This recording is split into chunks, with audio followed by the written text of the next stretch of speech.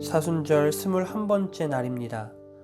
오늘 묵상할 말씀은 마가복음 14장 63절과 64절 말씀입니다. 대제사장이 자기 옷을 찢으며 이르되 우리가 어찌 더 증인을 요구하리요. 그 신성모독하는 말을 너희가 들었도다. 너희는 어떻게 생각하느냐 하니 그들이 다 예수를 사형에 해당한 자로 정죄하고. 오늘 말씀의 제목은 옳은 말을 해야 할 사람들은 어디 있었는가입니다. 마가는 아리마대 요셉이 존경받는 사내들인 공회원이었다고 이야기합니다.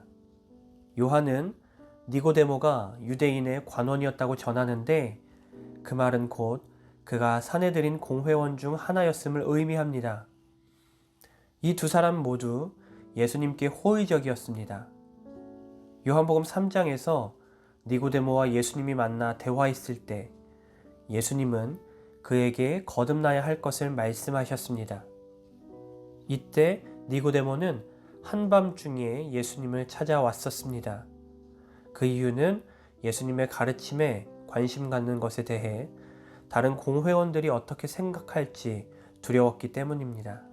요한은 요셉이 예수님의 제자였으나 다른 유대인들을 두려워하여 숨겼다고 전하고 있습니다.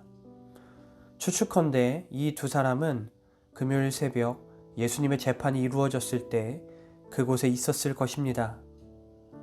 누가는 요셉이 그들의 결의와 행사에 찬성하지 아니한 자라고 기록했지만 사복음서 어디에도 71명의 사내들인 공회원 중 당시 반대 의견을 낸 사람이 있었다는 기록은 없습니다. 왜 니고데모와 요셉은 예수님을 위해 목소리를 내지 않았을까요? 옛날 미국의 한 평신도 지도자가 시골의 작은 교회에서 설교를 했습니다. 그 설교의 제목은 군중 속 끝자리에 서서였습니다. 그 평신도 지도자는 설교에서 자신이 1920년대 겪었던 일을 이야기했습니다.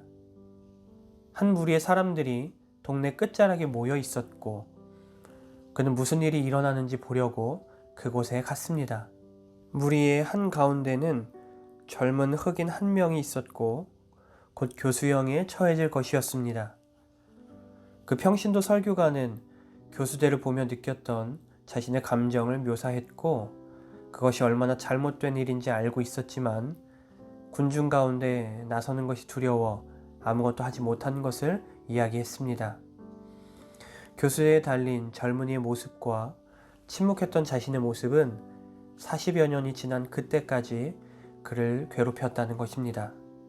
요셉과 니고데모는 존경받는 지도자들이었지만 그들이 예수님에 대해 호의적이라는 것을 다른 사람들이 알까봐 두려워했고 주님이 사형 판결을 받으실 때 아무 말도 하지 않은 채 그곳에 서 있었습니다.